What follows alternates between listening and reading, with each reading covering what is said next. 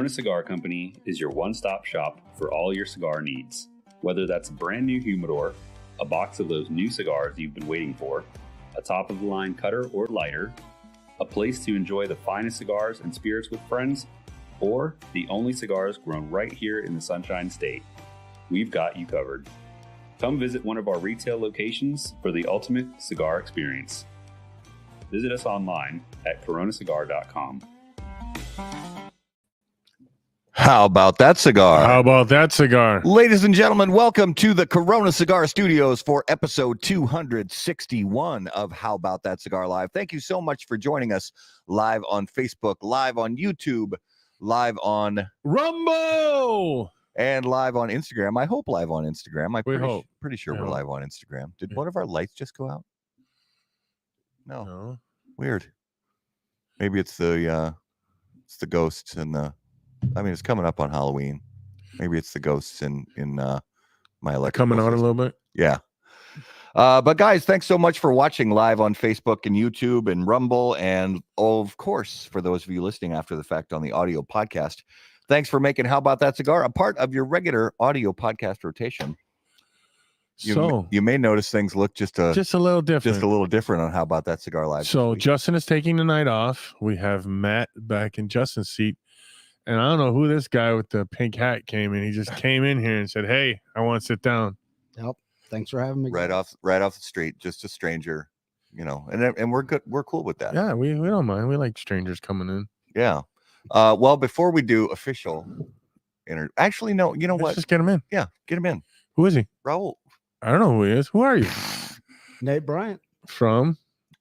Mound, Minnesota. He's also happens to be one of the best firefighters on Minneapolis Fire and a retired Ranger sniper. Correct. Did 20 years in the Army. I think that's what a sniper is. 20 years in the And Rangers. Yeah. Thank you for your service. Congrats on that's a long tenure. Yep. Long tenure. Well, thanks for being on the show. Thanks for being in the studio. Thanks for having me. Kind of Appreciate you driving across the state to come here. I know, right? you got the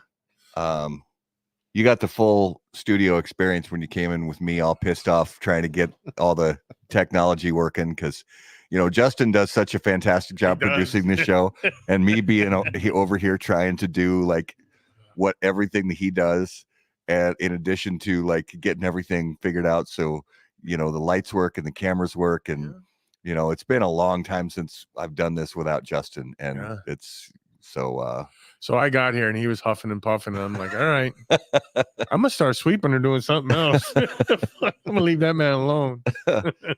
But yeah, it's nice though because it's cooled off, and we got the big garage door open, so we're getting a little breeze, a little ventilation in here, and it was nice to have that heat kind of break. I don't know about you, but I mean, we both bow hunt, so this is. I don't want to go sit in a stand when it's 85 degrees and the gnats and the mosquitoes are on you. I'm ready for fall. I'm ready. Yeah, I'm ready. So let's talk about how all three of our football teams did well. Yeah, Packers won surprisingly again. The Jets won, and the Vikings look fucking hella good. The Vikings look great this season. Oh, the my Vikings look goodness, really good. I don't know what's going on. Sam Darnold, it's like all of a sudden he's a good quarterback. He was always a good quarterback. Jets didn't give him the support he needed in a bad system. Justin Fields is doing great with a new system.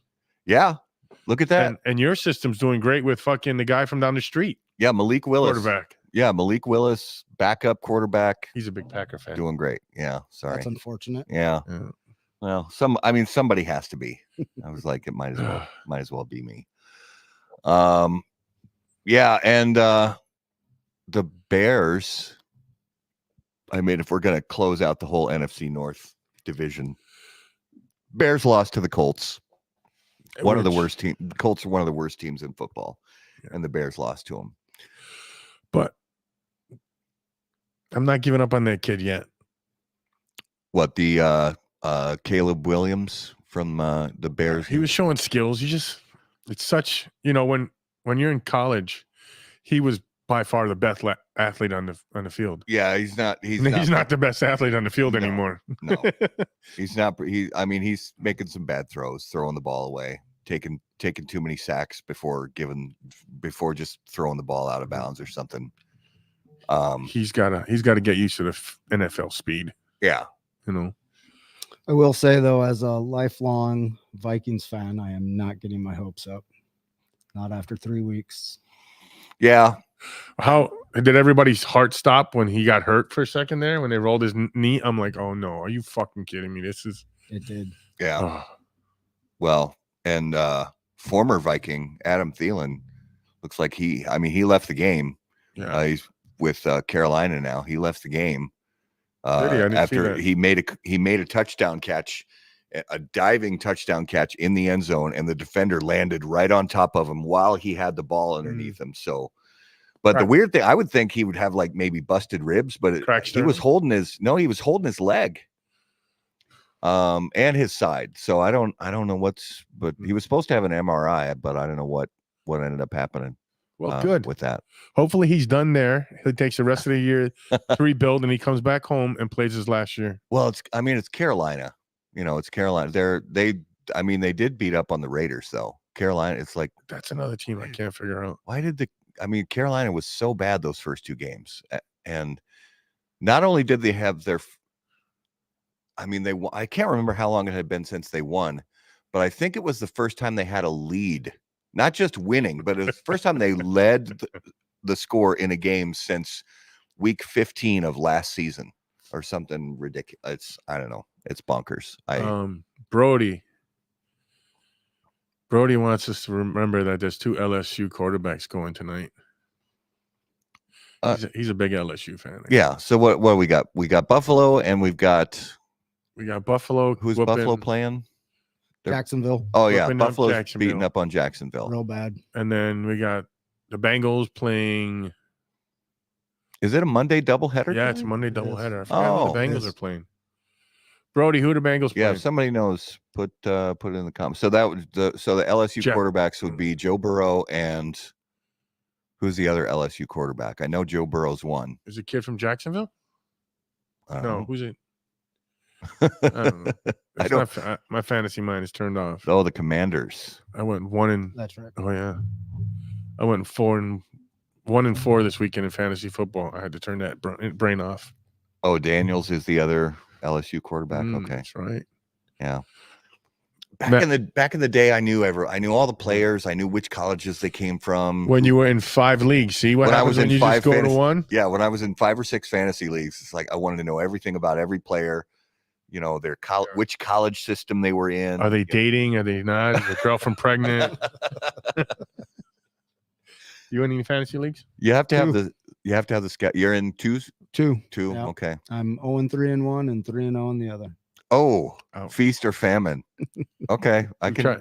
Did you try picking both teams in both leagues, or kind of? I try to pick the same players. Yeah, just so it's easier to track. Yeah. Mm-hmm. I just pick whoever's their best player and then throw caution to the wind. And after 3:00 game on Sunday, I check out my fantasy football. Well, I was happy because at the last minute, like on Thursday morning, I had Miami's defense and they did great the first week, but then they just fell apart. So I looked around, like which defenses look like they're going to have a good week playing against a crappy team. I was like, Green Bay is playing Tennessee. That's probably pretty. So I dropped Miami's defense and I picked up Green Bay and they slaughtered. They had 8 sacks, 2 interceptions, 1 return for a touchdown. And so that was the only bright spot on my fantasy team this week was the Green Bay defense. All right. And the Yankees are still crushing it. Yankees still crushing it. Twins are still fading. They beat the Red Sox in game 1 of the series, that's right. But they lost like 8-2 or 9-2 or that's something. Bad. How do you lose to the Red Sox? They're terrible. They're pretty rough this year. We're kind of in the same. Red Sox and Twins are kind of similar this year. We've been just riding that 3rd place spot throughout the season. Just not enough to get by. Auto draft is where it's at for fantasy. You pussy. You stick with that, David. If that strategy works well for you, I say stick with it. I accidentally got auto drafted in a league once many years ago because I forgot that the draft was happening that night. So I ended up getting, and I got Don't tell me you took it. I got people. Well, I had to. I didn't have a choice. No, you took the league with that auto draft team? Well, I was already committed to it. It's like, it is what it is. I forgot when the draft was. And I had people text me, where are you? Where are you? I'm like, what are you talking about? And I was in a place where I literally couldn't get on a phone or a computer or anything. It's like, oh, well, my team is what it is. I'm in a league with Brody, and I think we're talking about outlawing auto drafting next year in our league. We're 10 or 12 person league. I forgot. Oh yeah. So if you don't show up for the draft, you got an empty roster. Yeah, fuck them. I like that. Honestly. Or get somebody else to draft you. Auto draft is bullshit. Well, and I got to say, because I did this a few times in leagues where you had a live draft where literally everybody gets together. That's great. And you have cigars and beers and hookers and blow. A big whiteboard, like old school, like they did on the league on that TV show. White? Sorry, on the big dry erase board. No, we got stickers now. Sorry. It's really gone crazy now. When you can just grab the sticker. Well, you could just do it with a computer now. Put it up on a HDMI into some big TV and do it on a. As long as there's no feedback. Yeah, as long as there's no feedback or echoes happening in your sound system. Raul remembers. He's trying to get me all keyed up. I'm trying to get you happy and smile about it. All right, let me see where we're. Okay, so I think it's time to do the Spirit of Mystery. So give me see, this place is haunted. Ghost. Oh, that's my kids dropping stuff in there. All right, so Spirit of Mystery, brought to us by our friends at Postania Cigars. Do you find yourself unsatisfied with the top 10 list from How About That Cigar? Are you wondering how cigars from Postania didn't make the HBTC list but found their way onto other lists? Well, fortunately, you can be reminded every week with this Postania Cigars advertisement. Postania Cigars, the #1 unranked cigar in the industry. Is that not one of the coolest advertisements ever? It is. Assholes, like take my cigar. I'll pay you, and you're gonna have to hear it every week for a year. All right, so Spirit of Mystery. It's a bourbon, and you have another. Me and Nate both have with you. Me and Nate both get to sample the Spirit of Mystery. It smells like bourbon. Smells good. I mean, last week smelled really bad, and it turned out to be a very good bourbon. But this one smells great. And here's a little drinky poo. I'm not a huge bourbon connoisseur, but it's pretty good. Oh yeah, I like it. That's really good. Yeah, I made it myself. You in the bathtub? In the bathtub. I moved the grandkid over a little bit. But this time you went to Walmart and bought fresh, clean sweat socks. No, to filter it through instead of using used sweat socks, right? No, they were they were the grandkids. Oh, the girl. Well, he was in the tub at the same time, so I just multitasked. So yeah. And you're also drinking some nasty beer from some out-of-state place. It's Yingling. It's not nasty beer. One of the best. You can't even get it in Minnesota. I know. This is my brother mules this up here from Indiana for me. Whenever I drive down to Virginia, I yeah, Yingling traditional lager. I mean, this is kind of like when I go to Wisconsin, I get Spotted Cow. See, I never liked Spotted Cow. I'm not a huge fan. Well, my wife likes it. I like some other beers from New Glarus or whatever it's called. I like, but yeah, Spotted Cow. Just I don't know. Honestly, it tastes like what I think like a sweaty T-shirt would taste like. I've never tasted a sweaty T-shirt, mind you, but I mean, it's so weird. Just one time in college. It's so weird looking over there because usually I'm just looking at him here, and then I give Justin a hey, next or. Oh yeah, you give him the little. Yeah. You awake over there, bud? So we will reveal later in the show what the Spirit of Mystery is, but we'll keep drinking it throughout the show and enjoying it because so far it's very, very good. Yeah, let me get back to.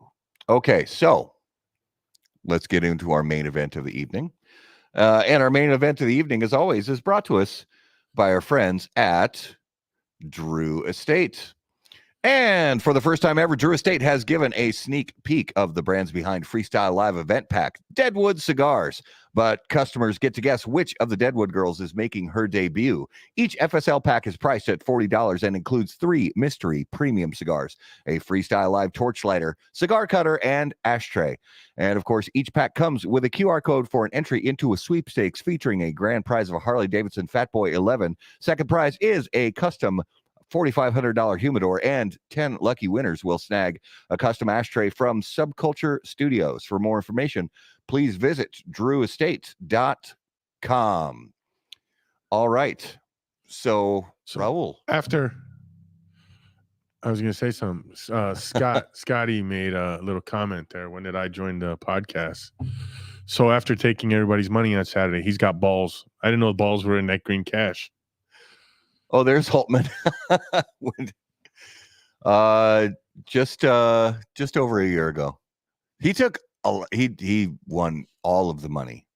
He didn't win. I won $5. Spotted dick. I was Scott ended up winning most of the money. Not all the money, but I was just shy of even. It was like such a roller coaster for me, bro. It's like I was up huge and then I was down huge, and then I got back up to just barely below even before the night was over. I lost interest when we started playing that other goofy game. Oh, the Omaha High-Low. Omaha, I can't stand that game. I don't mind that game. It fucking kills me. It didn't treat me right. That game didn't treat me very well on Friday night or Saturday night, but normally I like it, but yeah, it was not good to me. So going on with our month of thanking and appreciating our veterans. Yeah. We have Mr. Brian here. So first of all, tell us how you got into cigars. And if you remember, because you're kind of old like me, what was your first cigar? I think my first cigar was in high school. I think a buddy of mine stole some from his dad. We tried them out. Wasn't much of a fan then. When I really got into them was during deployments. After missions, we would all sit around and smoke a cigar. So let's talk about your military career. That's what was different tonight. Let's talk about when did you enlist and when did you 96 to 2016. So I did just over 20 years. Nice. And you started out the Army, and tell us that whole story. Come on. Don't make me pull teeth over here. So I really wasn't a fan of high school, and the thought of going to 4 more years of college was not appealing. And the girl I was dating at the time, her brother had joined the Army, and he went to the 82nd Airborne in Fort Bragg, North Carolina. Came home and told me how great it was to jump out of airplanes and how the barracks were kind of like frat houses. I said, I'm in. And 20 years later, it's the best 20 years of my life. Besides the last year with me. Yeah. Yeah. So, besides that, I'm sure. Yeah. It's been awesome. Tell us where you were deployed to. So first, I went to the 82nd in Fort Bragg, and then I re-enlisted and went up to Fort Wainwright in Fairbanks, Alaska. Spent 3 years up there. Did you piss somebody else? Did you piss somebody off, or did you want to go up there? I wanted to go up there. I re-enlisted to go up there. I was under the impression I was going to Anchorage, however, and they sent me up to Fairbanks instead. But it ended up being a pretty fun time. Then from there, I went down to Fort Polk, Louisiana. That was kind of the armpit of the U.S. And from there, I re-enlisted and went to Fort Campbell, Kentucky, the 101st, where I was in the Pathfinder Company and did 2 deployments to Afghanistan with them. And during my second deployment, I got frocked to first sergeant and then went and took a company with 2nd Brigade of the 101st. So I deployed in 06, 08, and 2010. And then after the 101st, I spent my last 3 years down in Fort Benning, Georgia. I was in charge of Jump Master and Pathfinder School. Was it hard to get that sniper tag? Yes, Sniper School was one of the most challenging schools. It was. And was it Afghanistan or Iraq where you got blowed up? Afghanistan. Yep. All 3 of my trips were to Afghanistan. You want to talk about getting blowed up? Yeah. So when I was a first sergeant, my company had a little combat outpost. It was just about 100 of us, and probably about a click 1,000 meters away, there was this abandoned village, and the enemy would come from behind the village, so we couldn't see them. They'd occupy the buildings and shoot at us. Finally, I said, why don't we go there, clear the village, and leave a stay behind force, and the next time they come, we'll whack them. So we went and we started clearing the village. We had mine detectors, bomb dogs, and all that, and neither of them found the IED. And the kid, we were dismounted. The kid next to me stepped on a pressure plate IED, which blew off his left leg. And then I was to his left, so I took shrapnel down the right side of me. How long were you in the hospital? I was at Walter Reed for 2 months. Mm. Yep. So for, for a lot of us, most of us, in the country, never experienced anything like that, never saw a hostile area like that. When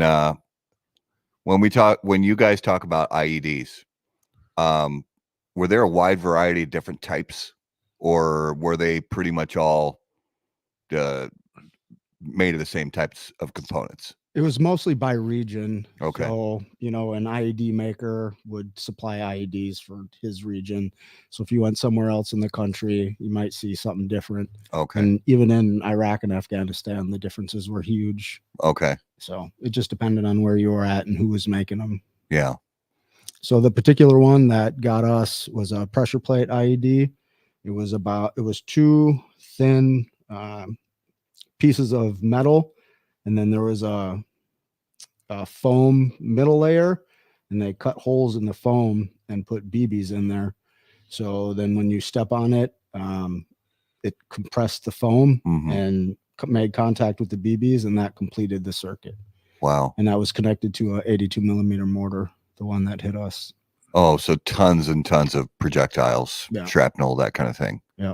And it's not just the shrapnel, really. A lot of it is the dirt and sand too, and rocks that'll. Okay. So infection can be a problem for the guys like you that end up catching shrapnel. They do a pretty good job. They put you to sleep and scrub your wounds. Okay. Now I have a question about sniper school, and sniper, activity in general. I'm going to stop you real quick ahead. One time. What are you smoking? Well, yeah, I was, that's a good point. Actually, I was finishing up my pregame cigar, which was Rorschach from Blackwork Studio, but I'm going to fire up the same cigar that Raul has fired up. Why don't you tell him what it is? We are smoking, all 3 of us now are smoking a Warfighters Night Shift, and they were nice enough. They were on a show a couple weeks ago, and we knew you were coming on, so I told them, hey, can you send a few cigars for us to smoke on that show? Because we have cigars to smoke on the show, but they're not veteran owned. Oh, look at that. The green, the green, green on the green is see-through. But yeah, let me get all squared away here with graphics and whatnot. And I'm going to get my cigar fired up right now on the Cigar Toast Cam. Cigar is the leading cigar accessory brand with innovative butane lighters, precision cigar cutting instruments, travel cases, and humidors. Each product is designed and manufactured with the utmost precision and attention to detail. The result is a range of products that exude quality and refinement, reflecting the brand's dedication to excellence. For more information, please visit Cigar.com. I know. There we go. That a baby. So, your question about sniper school. So, not just about, sniper school, activities, daily, life, and I'm sure it varies, but, daily duties, activities, of a quote unquote sniper, in an active area, hostile area, whatever. I'm sorry, I'm a civilian, so I don't know the official terminology, but the movies always make military life out to be something completely different than, I have talked to other veterans who did serve in, Iraq, Afghanistan, and so on. And they say that the movies usually get it wrong. So what are the big things that the movies get wrong about specifically snipers? It all depends on what unit you're in and how well the commander understands the use of snipers. So in a lot of special operations, they're really good at the employment of snipers. Other commanders are not. So to answer your question, most of the time, snipers are overwatching the mission. Okay. And yeah, which isn't always the best employment. But yeah, the like American Sniper, that was pretty accurate. But again, he was in special operations. So Yeah. even on the conventional side, they're pretty widely misused. They're not employed to their capabilities. So it's a lot of just watching and waiting and Exactly. and with very, very little, if any actual activity, Yes, any clearance to like correct do something. It's a lot more observation than actual trigger pulling a lot of the times. Did you smoke any cigars when you're in the nest? No. Nope. That would have been cool. I suppose. So, go ahead. Well, was there? Is it always like without question? I should do that. So, is it without question every single time that you were doing what you were doing as a sniper? Is it you always 100% of the time have a spotter with you? Always. So never without a spotter. Yep. Okay. Yep. Okay. And is that for watching, helping watch your back as well as, helping you with, potential targets, or how does that work? Usually it's a minimum of a 3-man team. A lot of times it'll be 6. Okay. I mean, just because you could be there for 48, 72 hours. Oh, wow. And just sleep cycles. Everybody takes turn being on glass, which is spotter, and behind the gun, one person's resting, and then one of the people is always a leader. So you have a dedicated shooter, spotter, and leader, but they all, if they're on a long mission, they all take turns doing each one of the spots. Okay. I was going to say, yeah, we did have a second guess, but Jason Bourne couldn't make it tonight. He was busy dealing with some personal stuff. So the guys from the station that are watching know who I'm talking about. So, what else you want to tell us about your military career before we get into the really cool stuff? Not that military cool. No, I've got like 30 more sniper questions, but it's okay. Yeah, send it. I don't can send them. Well, by the way, him and Jason Bourne, that's not here tonight, they got me shooting out from, I usually just shoot 100 yards to 150 yards. Yeah. They had me pegging shit at 500 yards in one sitting. Nice. In one 3-hour session, they got me shooting out to 500 yards. I like it. To be fair, he has really good shooting fundamentals, so it wasn't that hard. Well, it helps if you know. Thank you. And was this from your own rifle? Oh, we used Jason Bourne's rifle. Okay. So pretty dialed in weapon to start with, maybe. Yeah, but my 308 was all right. What was the farthest we got? My 308. Was it 100 or 200? No, it was 100. At least 2. Yeah, all right. Okay. So my own personal gun was shooting up to 2. Yeah. So when your team was out, in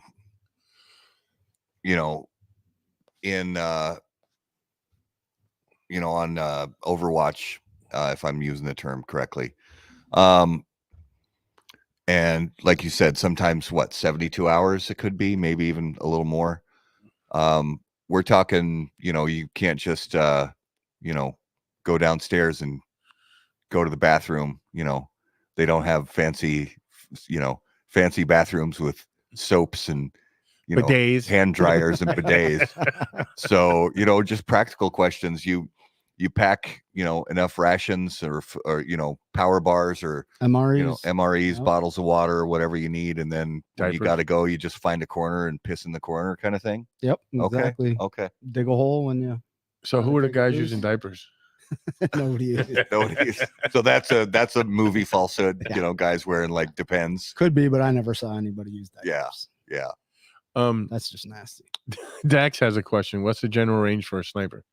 We all like to say we can hit out to 1,000, but I'd say 800 is, you should be able to hit 800. And what round were you using? Yeah. What's your round of choice? We just used the military issue 7.62 LR. We, unlike Jason Bourne, didn't get to kind of pick our ammo and weapons as much as he was able to. So Remington 700 is- Bolt action, yeah. classic. Yeah, that's what Okay. we used.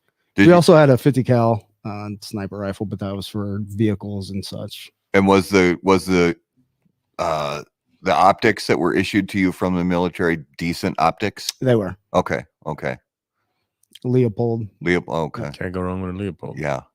Good stuff. And does everybody is there like, because I know there's probably 30, 40 different layouts for reticles. Oh yeah, Does everybody use there? Is there like one that Yeah. everybody trains on and the uses? mill dot. Yeah, Mill dot. Okay. And so nobody really veers away from using that kind of reticle. some people do, but most of the people I was around used the military issued. Yeah. It gets the job done. Yeah. And again, the amount of times we were actually able to and allowed to pull the trigger was few and far between. Okay. David Floyd says MREs stop you up enough that you don't have to go to the bathroom. Exactly. My college roommate was in he was an army cook in the Saudi Arabia base, Army Ranger base in during Desert Storm, like 91, Mhm. 90, 91. And he had, a couple cases of MREs in the closet in our apartment when we were going to college in Wisconsin. And so he's like, you never had MREs, have you? I said, no, I never served. He said, here, we're going to try some. So one night, instead of like making a frozen pizza, we had MREs from that he brought back from Saudi Arabia. And Delicious, right? oh, it was so bad. It was so bad. I was like, man, I like them. do you really? Yeah. This was like chicken a la king and some kind of raspberry jelly and peanut butter and crackers. Did you put hot sauce on it? It had a hot little sauce, bottle of yeah. Tabasco in it, You got to use You it. gotta use Tabasco. and the hot sauce. Yeah, it helped. The hot Yeah. sauce helped. Yeah. But yeah, the chicken a la king was not. It was not so good. It was not so good. Beef stew was my favorite. Okay. Yeah, he said there was one he had that was freeze dried. Something there. It was not the whole thing. The main meal wasn't, but there was something in it that was like the dessert or something was freeze dried. I don't remember what it was. That must have been way back in the days. You said early 90s. Yeah. Oh yeah. Yeah. Yeah. Well, I came in 96 and I think they were rid of most of those. Okay. I have a pretty funny beef stew story though. Spit it out. Yeah. I didn't do it. It was a couple of my buddies did it, but we were going to do an airborne op. I was in the 82nd Airborne Division, and we knew we were going to do an airborne op, and we knew the pilots were going to be doing nap of the earth, which is near as possible. So they get as near as possible to the earth, which means there's a whole lot of up and down, left and right, and chance for people to get airsick. So when you're in the aircraft, you're under red lights, and a guy took beef stew and put it in a barf bag, put it in his cargo pocket.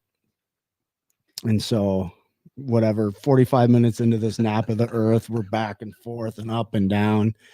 And he like takes it out and like starts dry heaving and these guys were sitting right across from me. And the guy next to him, these two were in on it. He was like, hey, what you got? And he showed him, and he reached his hand in there and grabbed it, started eating it. There was about 4 or 5 guys that just lost it right away. So that started like a barf chain Yeah, because reaction. under the red lights, this beef stew in a barf bag, it looked like barf. It's brown with chunks, and he just reaches his hand in there, and Oh shit, that's was hilarious. fantastic. That's fantastic. Oh man. That would have been funny. So total days. I mean, if you remember, are approximate like total days, you know, between added together from your different deployments in Afghanistan and any other hostile areas. My first deployment was a short one. It was just a advise and assist for a couple months, and then in 08 it was a full year, and then the 2010 is when I got blown up, and I was there. I think I was on my 9th month when I got blown up. Okay, and like when you were done recovering, do they have? Because I don't know, you know, when you get severely wounded, I don't know if they have. Do they have options to, like, if you would have wanted to? Do they have options to get back into, you know, the game again? Yeah, of course, it's all up to the doctors and Okay. what they say. So a piece of shrapnel hit me right here, and it broke my jaw. And then when it hit here, it kind of wishboned my jaw, which it also broke over here. Oh wow! I don't know if you can see it, but this little bump here is a piece of metal holding my jaw together. Jeez. Anyway, when they put those, I have 2 plates here and 2 plates here. They didn't do it quite right, and my jaw healed crooked. So I kind of had the option, if I wanted to deploy, then I would basically have a screwed up jaw. Otherwise, I had to stay back and get braces. Oh wow! And I had braces for 4 years. Okay. They tried to readjust everything and get it back lined up. So yeah. Sometimes you have a little bit of an option, but 90% of the time it's just up to the doctors, right, whether they say you're fit to fight or not. And it's depending on your injury too, right? Yeah, totally. I mean, if you catch a little shrapnel in the arm, yep, get it down, you go back. Yeah. So why don't you tell me something about while you're in the hospital, who came and visited you? President Obama. Oh yeah. Yeah, I came and pinned my Purple Heart on. Oh wow. So that was 2010. Yep. Okay. So he didn't know what the military was. So was that kind of a was it kind of a PR visit? Was it a military hospital where there were multiple servicemen there with wounds that he was? Yep, it was Walter Reed doing the rounds and, you know, getting the pictures room taken and all that stuff. I had his professional photographer with him. Yeah. Yep. Okay. I assume he was nice and cordial and, you know. Yeah. So I got blown up Friday the 13th. Ooh. So it was I don't know, maybe 3 weeks after that, I would guess. But the Twins and White Sox, you know, he's a White Sox fan. They were in a race for the division.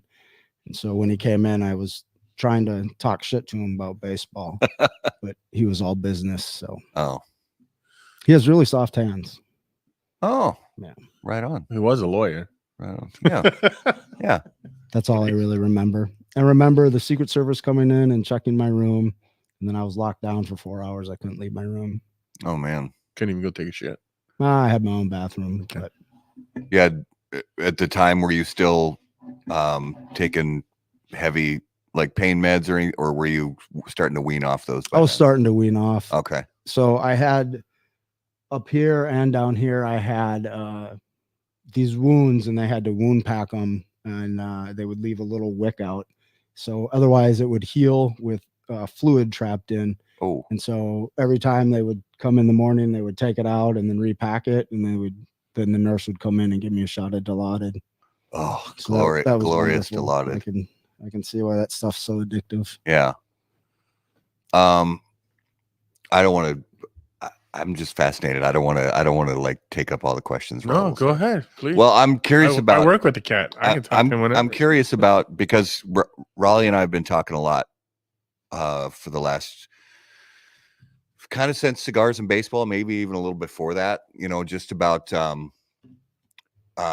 mental health, specifically men's mental health, you know, and there's so many servicemen, you know, that saw some shit and experienced some shit like you did, not just seeing nasty shit, but almost getting blown up, you know, and actually getting blown up and almost losing your life over it. So what have been your experiences as far as, you know, and you don't have to, if anything you don't want to talk about, please just say, I'm not going to talk about that. But have you received, if you've needed it, have you received good support from whether it's the VA or other groups or other people who just say, I want to help if you are struggling with, you know, your mind right now? Yep. There's tons of help out there, Okay. which is fantastic. Yeah. You know, pre-global war on terror, I don't think there was a very good support system. And I think the overall thought within the ranks was, you know, you were a pussy if you had issues. But now, yeah, I think everybody gets it, and there is a lot of support, which is fantastic. yeah, The thing is, you know, you and I could witness the same thing or go through the same thing, but everybody's wired differently. Yeah. Everybody's brain works differently, and it could affect you and not affect me, or vice versa. So that's one thing I think it's important to understand, is that even though you witness something with somebody else, you don't have the same brain, so it may affect them and it may affect you completely differently. yeah, that makes sense. Yeah, I'm just saying it's right. And, you know, everybody has different histories, so something, you know, might bring something up. Yeah. I was learning through my little bit of therapy that sometimes as we get older and go to the military or you go to the fire department, something might trigger you that you've seen here that you dealt with as a kid, but you did it like a one-off. It was like it just only happened once. Mm. Then you see it again, and then it makes your mind connect it, and then you start having problems. Mm. For me on the job, the only thing that fucks with my head is when we got to deal with kid fatalities and kids. My thoughts on everybody else is we'll just leave it at that. But kids is when, and you having kids too, and all of us having kids, that's, I think even for somebody just coming on a job, that has the most effect on somebody. You say the same thing? I think if kids don't affect you, you're fucked up. Yeah, I agree. True. Because Seeing a kid hurt or killed or in like the worst possible living conditions and that, yeah, I agree with you. If that doesn't affect you and make you feel some certain kind of way, then you're fucked up. Yep. I agree. And that's got to be, well, and before we get to that, because I'm curious, because Raleigh, you've known him for a while. Mm-hmm. And I'm curious how, like, you know, when you finish healing up in the hospital and you make the decision that, you know, your military service is going to be done. And between that and joining up with Minneapolis Fire, what kind of took you down the road that said, I want to serve. I want to, you know, and is that why you did it? So what were the steps between your military service ending and Minneapolis Fire? Yep. So when you're getting ready to retire, they give you a bunch of different services, and they give you a couple tests, if you will, and it's just a bunch of questions. Would you rather work indoors or outdoors, and just all these things. And then they compile all your responses and give you a list of jobs that you might be interested in. And fire and police was always kind of at the top of my list. And then I decided I don't want to be a cop for probably obvious reasons. And so I decided that I'm going to try and get into the fire service. I grew up in St. Louis Park, and I had a misunderstanding that all of the suburbs had full-time fire departments. So I didn't think it was going to be an issue getting a full-time job. A buddy of mine who's a cop told me don't be a cop, but he got me a couple interviews with some fire chiefs around the cities, and they kind of all said do what you can to pad your resume, So I was able to do EMT. I actually did a piggyback with MFD in 2016, and then went looking for a job. And then come to find out, at the time, Minnesota had the lowest amount of full-time firefighters per capita than any other state. So this was 2016, 2017. I don't know what the stats are now, but we've gotten better. We've gotten a lot better. Yeah. I having done the EMT with the MFD cadet class, found out that they were doing another hiring in 2017. So I applied then, but didn't have a job. And but I had my EMT, so I went looking for an EMT job and landed at North Memorial Ambulance and worked with those cats for 3 years. After about 2 years, and the MFD had hired 2 or 3 classes off my list, kind of like this might not make it. So I decided to go to paramedic school. Okay. And then, of course, as soon as I finished paramedic school, MFD emails me and says, "Hey, still interested in the job?" Yeah. So that's kind of how I landed at MFD. Okay. David's got a good point. Oh yeah, what's up? 60 to 70% of all firefighters are volunteers. Now in Minnesota, Is that nationwide, really? I think so. Wow, okay. In Minnesota, a lot of the smaller, I shouldn't say all the some of the suburbs around Minneapolis and St. Paul have figured out that people are usually working 8 to 5 or 9 to 5, Mm-hmm. so they couldn't have the volunteers come in Yeah. and then respond to the calls. So then they started hiring day crews, which is pretty much firefighters from other cities coming working there for 8 to 10 hours. Well, after a while, if I remember correctly, and if Corey's watching, you can correct me, the IAFF came and said, "Hey, why don't you make a few of these professional firefighters 24-hour shifts and have these guys, volunteers, come in and help them, after they get off work." So a lot of fire departments in Minnesota, and I don't know the number exactly, are combination firefighters. You have 8 to 10 guys or girls that are professional firefighters, and then you have the volunteers that are paid on call. Okay. If that makes sense. Yeah, yeah. But the big dogs in the city are still Minneapolis, St. Paul. But yeah, they have to. And then I think, is it Rochester, then Duluth, or Duluth and Rochester? I'm not sure who's bigger. And the biggest volunteer department in the state, for now, they have to go professional soon, is Bloomington. That's volunteer? Mm-hmm. That's they have surprising. day crew. They have some day crews, but it's just a matter of time before they go. Well, because there's so many big commercial and retail and office buildings. The Mall in of America. Bloomington. Yeah. To think that's all, I mean, hats off to those volunteers in Bloomington. I mean, because that's a large area to cover with big buildings, and when you got elevators involved, I mean, that's got to be. So question for you guys, as a, somebody who's, doesn't really understand the firefighting trade, the differences between how much harder is working a high rise versus 2 or 3 story office building or a 2-story home. When you're talking about a 30-story right downtown, Nicollet and 6th Avenue or something, the Wells Fargo Tower, for example, super tall building. Well, we're kind of lucky. Most of those buildings are sprinklered. Okay. So it kind of contains them to that room of origin or that apartment of origin. I myself would rather fight house fires, residential fires, and one of those bigger buildings. I don't want to walk up the stairs, to be honest with you. Yeah. And so, but in the north side, we only have maybe 5 high rises.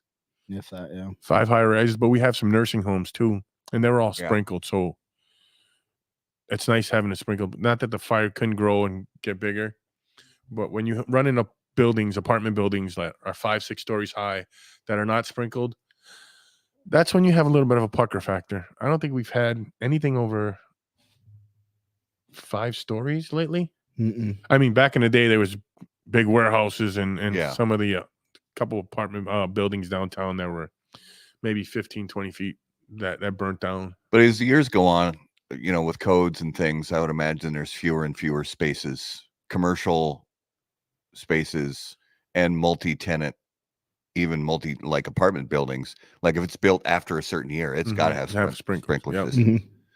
So I would think, fortunately, less and less buildings, they either, when they go to do a remodel, the city says you got to upgrade to sprinkler systems, or if they're building brand new, they say you got to put in sprinklers. Now, do people always do water sprinklers? Does anybody do like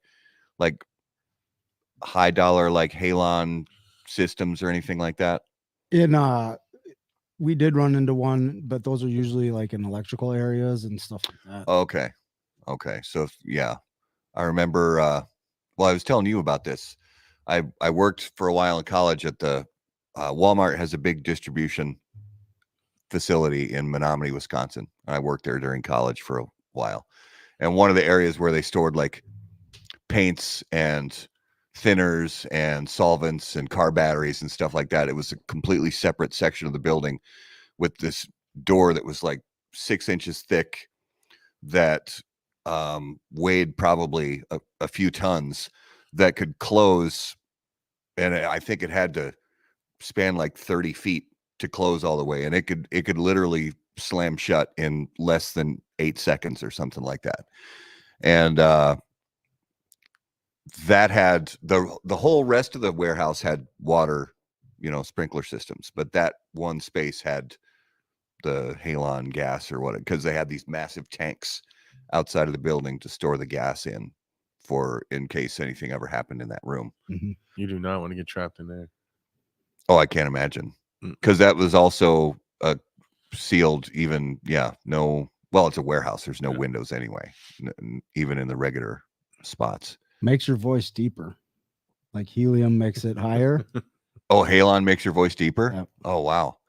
So one of the things that you mentioned to me, as we've known each other over the last few years, is that really surprised me, because, again, I'm just approaching, things like police work, and I'm lucky because my next door neighbor, actually have a few that are police officers. So I get I get to help.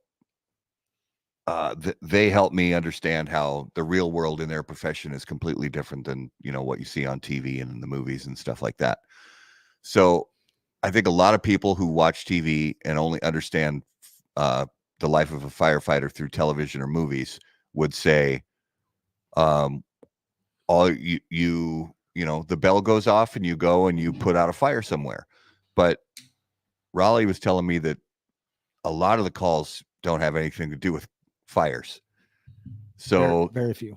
So if you had to break it down by like types of calls, like fires are 12% of calls, and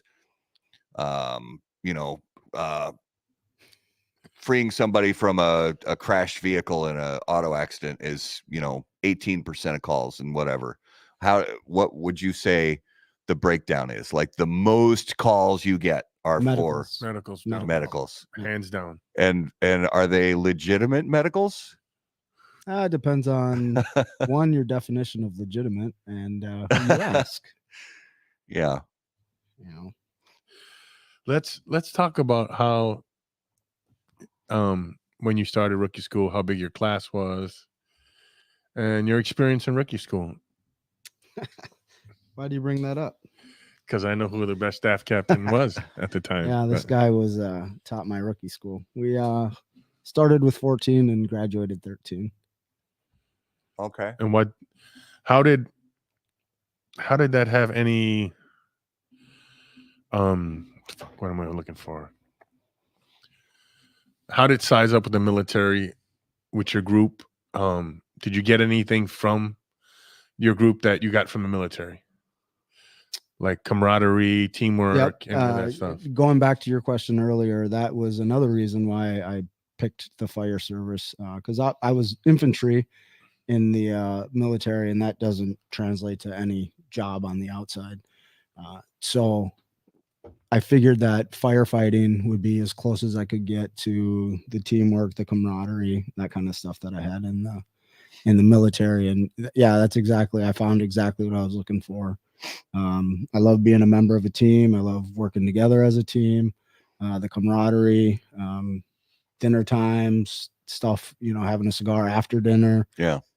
Working together outside. Outside. Yes. Working together on calls. Yeah. Yeah.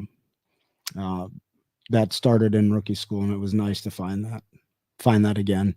Because like I said, I worked at North for 3 years, and it's just you and somebody else, and you don't really have that teamwork as much. And yeah. In training school, rookie school, what was the toughest thing?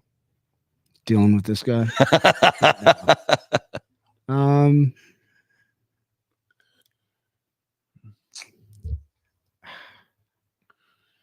It wasn't that tough. I just would say studying for the tests. My kid was in the hospital at the time. Oh, wow. So dealing with that and studying for the tests, but just the tests in general, memorizing all the material. And, yeah. You don't want to fail. The stresses of failing a test. Yeah. He put together some pretty hellacious workouts for us. I had fun. With you guys. How did you deal with teammates in your rookie school compared to how you dealt with teammates that weren't performing up to a certain level? That was difficult because the infantry in general only attracts a certain type of person. Mm-hmm. It's the hardest job in the military, until you go into special operations. But not everybody, but a lot of people want to be firefighters. Yeah. And not everybody can. So kind of dealing with different personalities, different work ethics, different cultures. It was challenging, but we got through it. Well, one didn't, but the rest of us did. Mm-hmm. And he got kind of, I would say, lucky that you had your EMT ahead of time. Yep. Because that was one of the hardest things for me to pass was my EMT test. And also, with a smaller group, with only 14, we could focus more on you guys. Mm-hmm. When I came on, we had 34. We had more captains, but still, I think with the smaller classes, you had more time to take in the hands-on stuff, Yeah, we did have a lot of good one-on-one time with the staff captains. Yeah. So there's so many different pieces to it. Like I was saying, we all as civilians get our exposure through TV and movies and maybe a little bit of CNN, but I stopped watching CNN a long time ago. So yes, Backdraft is as real as it gets. Yeah. Well, it's funny because I used to love that movie until I met you and you fucking ruined it for me. So I used to really like that movie a lot. But just kind of the reality of not just the physical toll that goes, into doing that job, we're talking equipment, just the equipment you wear weighs an insane amount. And then the equipment that you've got to, offload from, depending on what you're doing, even just to what's that tool, the Halligan, those things, and, splitting open a wall with an axe or something to get through, or the hoses weigh an insane amount. And just that the physical toll is enough, but the mental toll, like you said, of, seeing people in their worst times, whether it's kids or, a family that lost everything, or, whatever it might be. What do you do to kind of balance, do the workouts, whatever you do to stay in physical shape, does that kind of help clear the cobwebs and clear out some of the, shit that you have to see and work through on a weekly basis? It does. I think just talking over things with your crew helps Yeah. a lot, and a lot of time some dark humor comes into play with Yeah, that, yeah. which might sound a little morbid or whatever, but that really helps to just talk with your guys through the situation and to know that you're not the only one feeling or thinking the way that you are. Yeah. So one thing about the physical thing is you can start rookie school in shape, but you're not in firefighter shape. It's almost like a UFC fighter. They can run all they want. They can, Yeah. but until they start sparring and feeling that contact and that tiredness. So we've kind of started exercising with stuff that we use. We'll flip tires. We'll get bundles. We'll do stuff that's functional towards the job. And on the other part, the mental part is the coffee table and the dinner table are our therapy sessions pretty much with each other. Yeah. Yeah. And I don't care who's watching, but everybody knows I bust balls all day long at the station. Whether I love you, it's better if I love you, because if I dislike you, then I don't even say nothing to you. It's pretty hilarious. Well, and even the neighbors I have that are police officers, they say that kind of the same thing that you said about dark humor. That he said,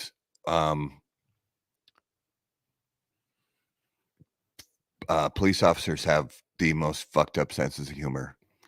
He's like, and I'm not, he didn't say that like competing with firefighters, but well, he might have, but yeah, he was like, because the shit you have to. I'd say probably all first responders. I would think fire, police, and paramedics. Yeah.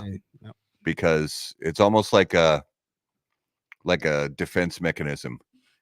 Just keep it, because it keeps it at arm's length.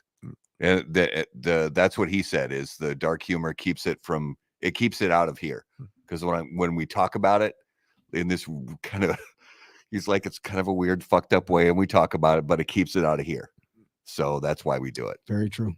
Yeah. And I feel bad for cops, honestly. Why is that?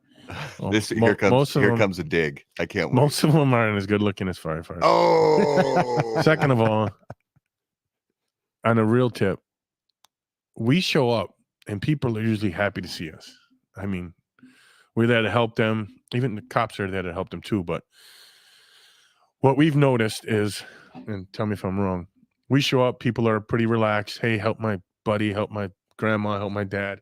We help them. And then PD sometimes don't even do anything wrong, just showing up. What the fuck are they doing here? And then right away they're getting negative vibes all the time. Yeah. You know what I mean?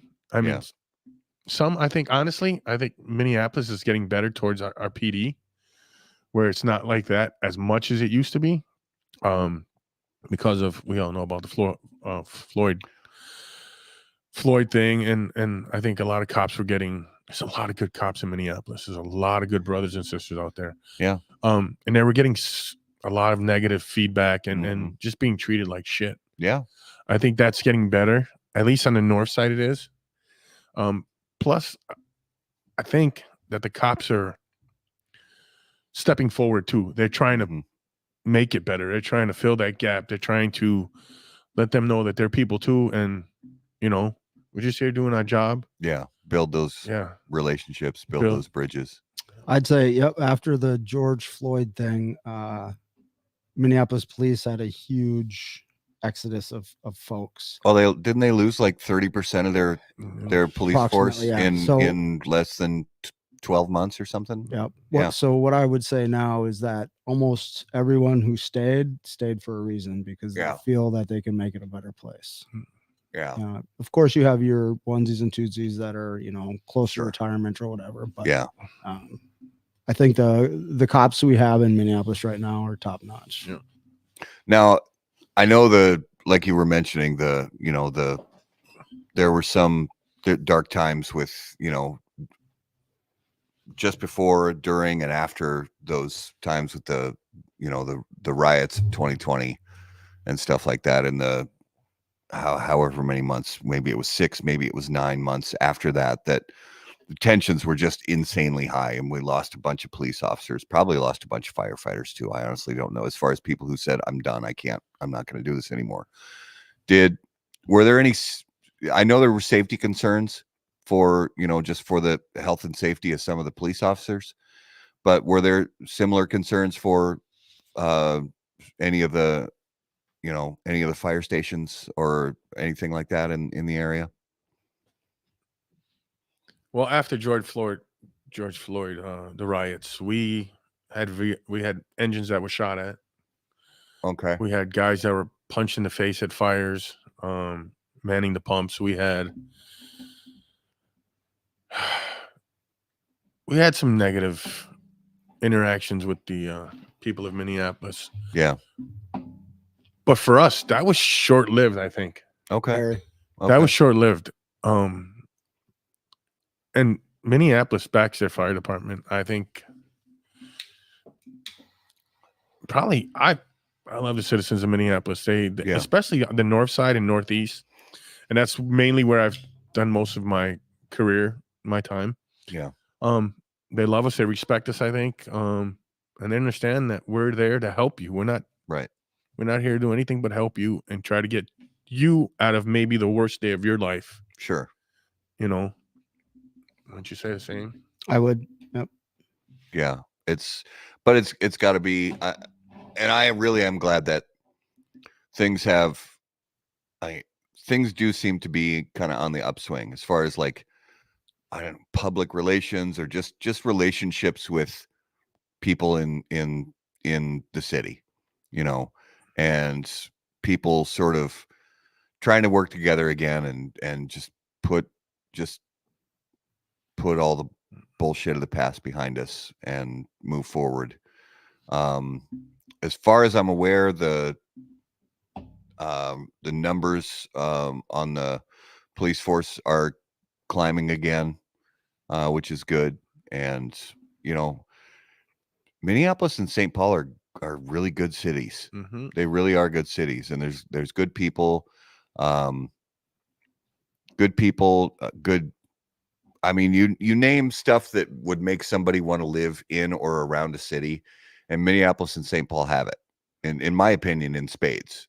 Whether you're talking sports teams or restaurants or fun stuff to do, fun places to go, good people to hang out with. You got the river you can walk down, and great apartments there now.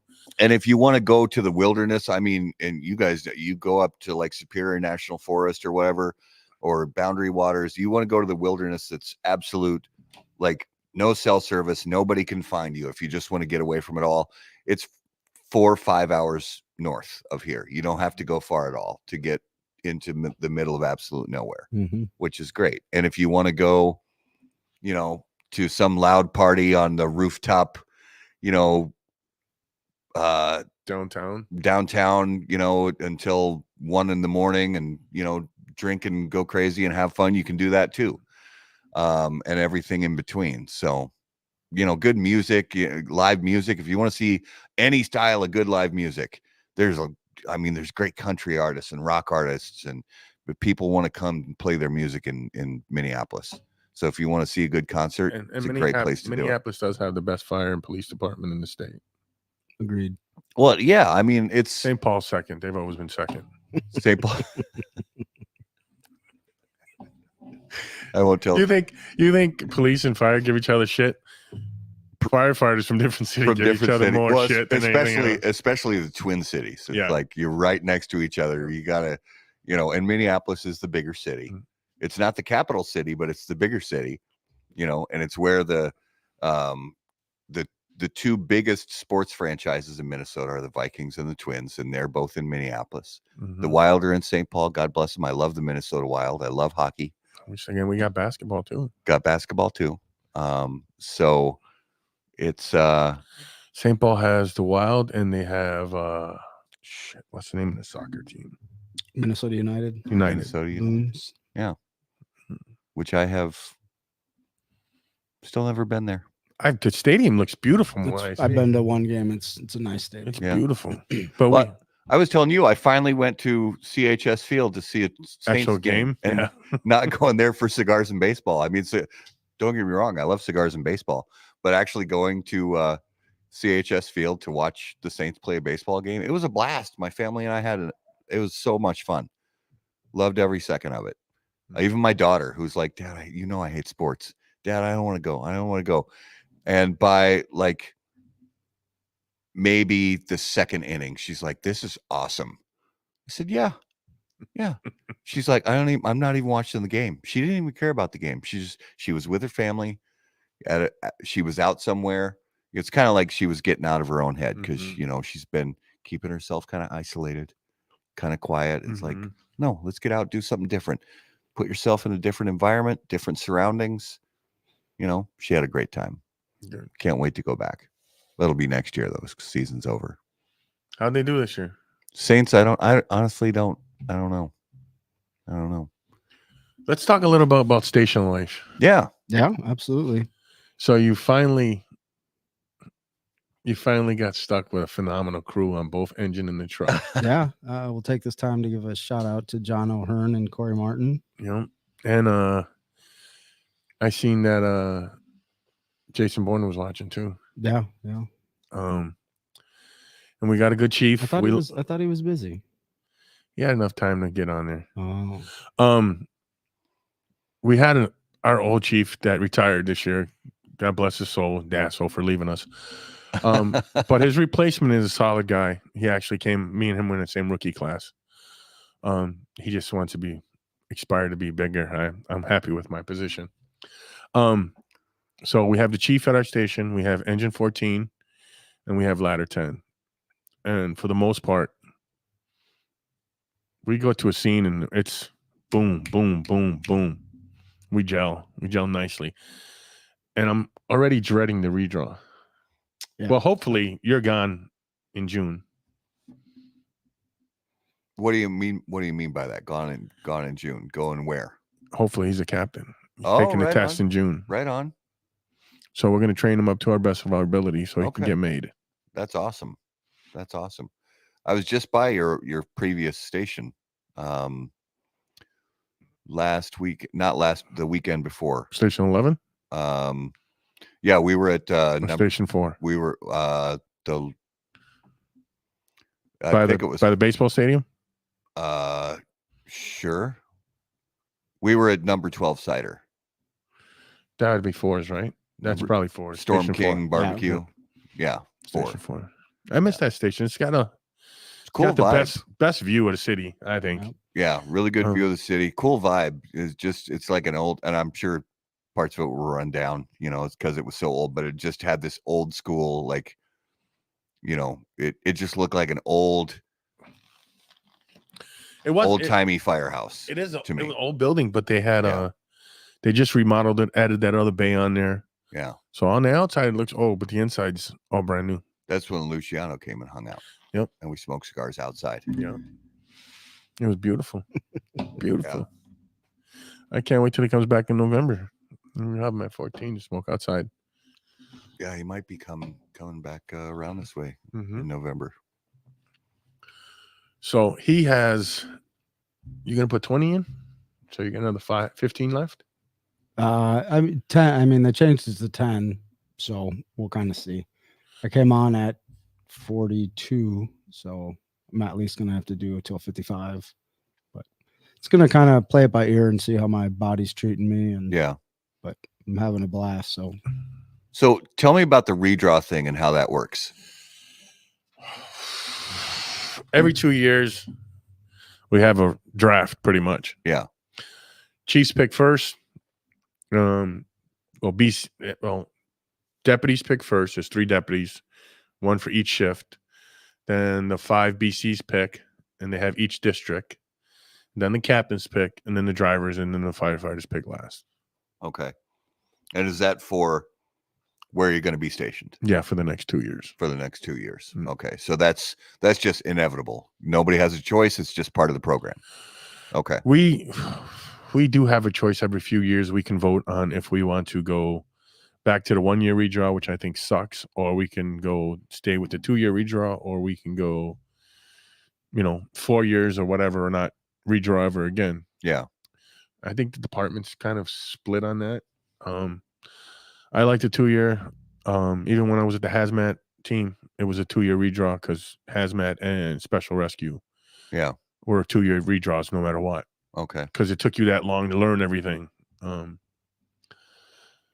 With the crew I have now, I wish they got rid of redraw until I retired. I've been lucky. I've had solid crews. But the thing about it, when you get good crews and you get good captains and good drivers,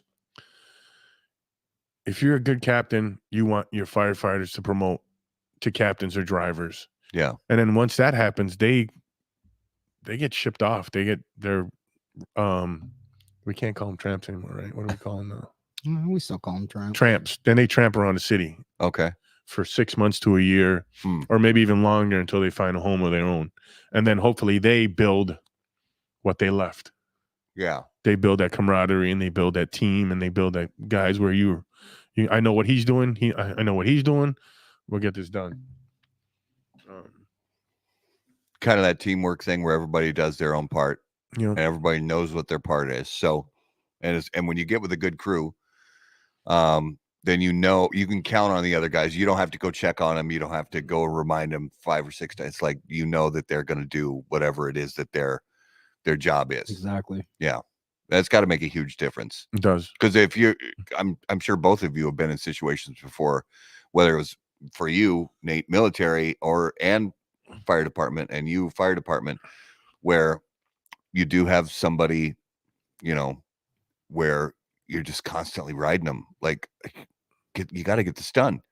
I've been asking you for, 2 hours to get this done. Just get it done, and that's got to be frustrating, and it sets everybody behind time wise and kind of drags everybody a little bit morale wise, I would imagine too. But a good captain will fix that in a heartbeat. Okay. And a good team leader in the military, same way. Exactly. Yeah. So, because this is a cigar show, I want to talk a little bit about that. So, we talked a little about your early cigar experiences, but just from the standpoint of week to week now for you being on the job, when because the weather's at this perfect spot now where if there's if you get a good couple hours where the calls aren't coming in and everybody's finished whatever work it is they need to do, open up the big doors, bring out some chairs, maybe even if you got one of those little portable fire pits, throw a couple logs in there. And so what is that? How does the cigar, for you and others in the department who enjoy the cigars, how does the cigar enhance that camaraderie and that downtime? It's just like a team building experience. Yeah.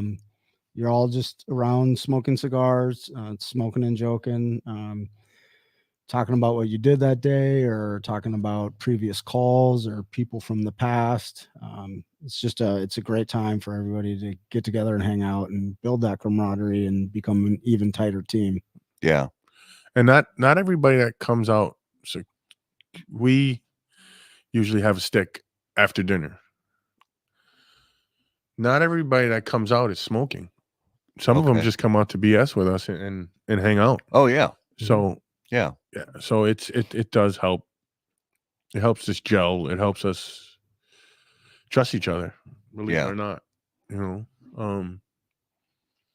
This little salad we're holding right now does miracle things sometimes. Yeah, it does. And it's a de-stressor too. You're breathing in, you're breathing out. You're thinking about the cigar. You're not thinking about anything else. Yeah. Or maybe joking around. You're just forgetting about everything else that's going on. And you're doing something that's not work related, but you're at work, if that makes sense. Mm-hmm. Yeah. Yeah.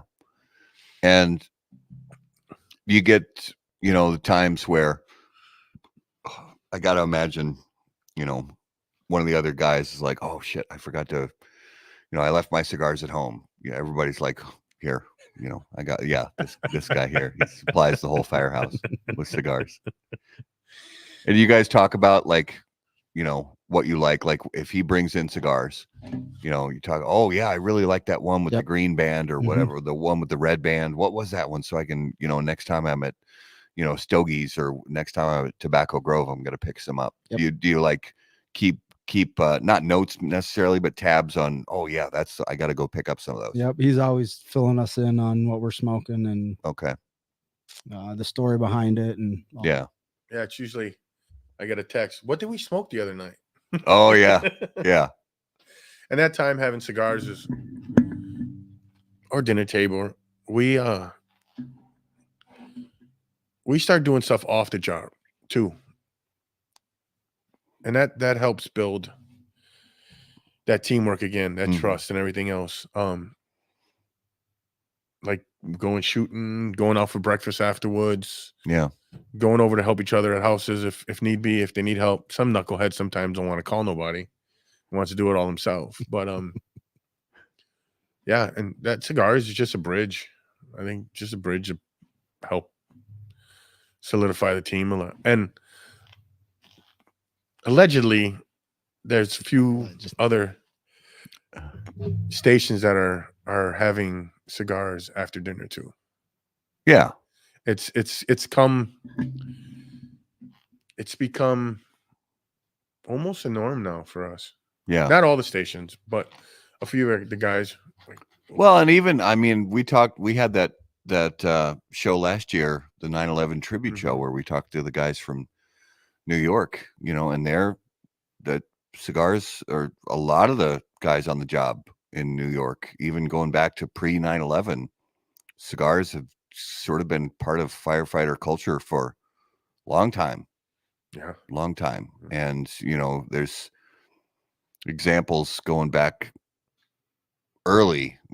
I mean, even earliest days of like what fire departments are, you know, like fire brigades back in the, you know, Civil War days, you know, with the hand operated pumps and shit like that, you know, guys out there with their massive handlebar mustaches and cigars, or maybe a pipe, you know, something like that. Back in the day it was pipes. Yeah, it's been part of the, I don't know, it just seems like,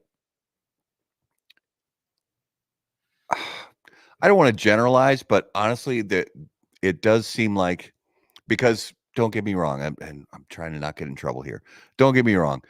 We have seen the number of, you know, female cigar smokers increase by huge amounts in the last few years. And I think that's fantastic. And I would imagine, you know, you've seen, maybe not as much, but you've seen the number of, you know, female firefighters and EMTs increase maybe in the last 15 or 20 years. Oh, Minneapolis at one point had more female firefighters on a job than any department in the state, or in the country, let alone maybe the world. Yeah. So I've only, it's been like second nature for us having women at the firehouses, and shit, a few of them smoke with us. Yeah, I think Minnesota's special like that. Well, and so I say that just to sort of qualify that what I'm about to say is not, I'm not being a sexist asshole, but what I'm saying is, men who have spent time around dangerous things and in dangerous situations tend to need a healthy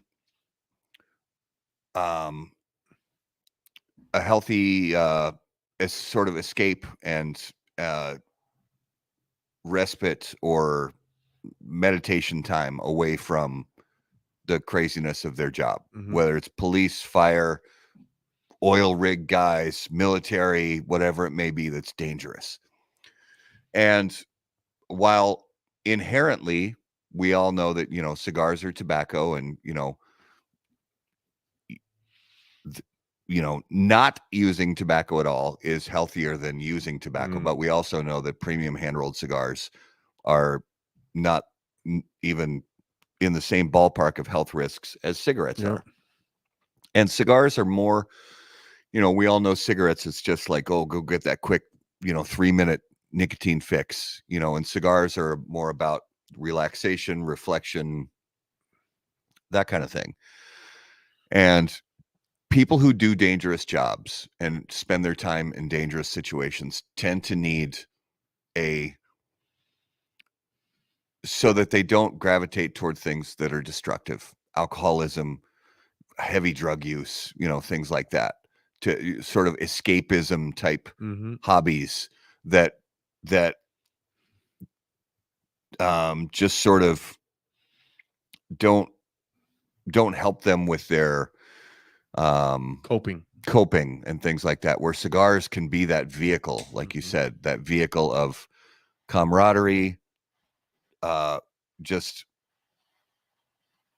sitting around, enjoying each other's company, letting the cigar smoke just sort of take the bad shit up into the sky, and I've seen so many people who have spent time around dangerous work and dangerous situations who genuinely gravitate towards the cigar hobby. And I just feel like there's something to that, because it's a lot healthier than what a lot of other than what it's possible to choose as a coping mechanism instead. I think you hit the nail on the head. And I don't know. I almost started screen froze for a second. Oh, did it? Well, I was looking at you. it's just I think it's interesting because there's, of all the like hobbies you can take up, to get your mind off of the dangers of the job and the difficult shit that you see on a semi-regular basis or every day even. Man, cigars it just seems like so many people come into that space where cigars they check all the boxes. It's a slow, methodical kind of, it's the cutting and the lighting and the ritual. Yeah. Thank you. And just whatever that, Bill Commerce, healthy outlets, that's what it is. It's a healthy outlet. Well, also cigars have it's a community. It is a community, and you can go back to, there's a bourbon community now that those guys are out there. They're sampling stuff. They're not just drinking their bourbon to get shit faced. Right. They're drinking their bourbon with a premium cigar, and then you have that community. I think that's another thing that draws us to cigars, is just that community. Yeah. And yes, it helps your breathing, I think, when you're inhaling and exhaling, because you don't special way to do it. And it's just fucking cool. It's just cool. Well, we get those things that we like. Everybody's got something they nerd out about. For some guys, they nerd out about cigars. They want to know like who made it and how they rolled it, and how they fermented the tobacco. And people who are really into bourbons, if they do get it to that sort of nerd place about it, it's like, which distillery was it made from, and who was the master distiller, and what's in the mash bill, and how long was it aged, and what kind of barrels was it aged in. And then fishing, guys who are super, it's like, oh, what's the weight on that, that fishing rod? Are you using a 7.5 foot rod for, if you're pitching jigs under docks, or if you're, you can nerd out about any of those things. And cigars for so many years that I've just noticed, it's one of those things. It is so easy to nerd out about cigars, because it's like the rabbit hole just goes forever. And guns is the same way. Guns is the same way. And and I know it's tough for you guys doing it. It's your day job, it's your profession, but is it possible? I know the answer is yes, but how is it that you nerd out about the job? Like about is it the gear? Is it the new trucks? Is it the new gear? How do you nerd out about the job? firefighting is a lot more than just running into a burning building and putting water on it. Yeah. There's the art of reading smoke. There's the ability to understand what is on the inside of a building based on what you see on the outside. There's a lot of things like that you can nerd out about in firefighting. Like knowing getting to the point where you understand beforehand what the fire is going to do, where it's going to go based on maybe the wind, the materials, that kind of thing. Color of the smoke. And also the building construction, you know, the balloon frame. Is it a single family home? Is it a 2-story with a basement? Yeah, there's so much. Yeah, there's all that kind of stuff. Half the time before we go into fire, we pretty much have a layout in our head, and we can see where the smoke's coming out, how it's coming out, the color of the smoke.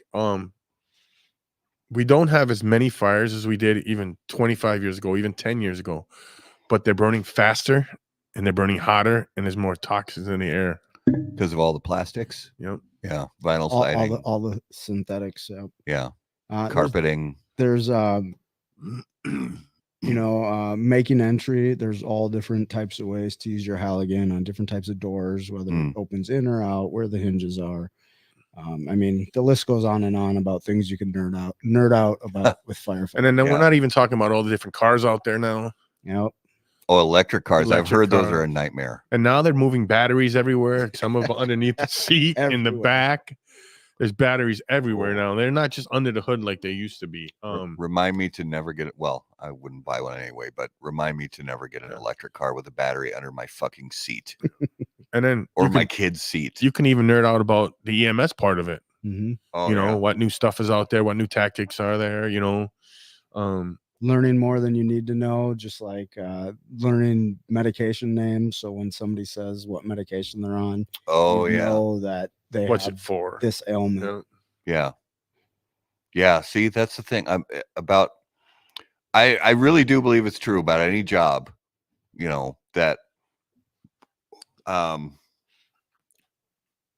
there's like an endless number of layers you can deep dive into to get down to like where you understand, like, oh, this person we got somebody who collapsed, they're 65 and they're taking XYZ, and then you may see, I'm probably just playing out a movie scene in my head, but you know, you learn from their daughter's there. Their daughter's the one that called 911.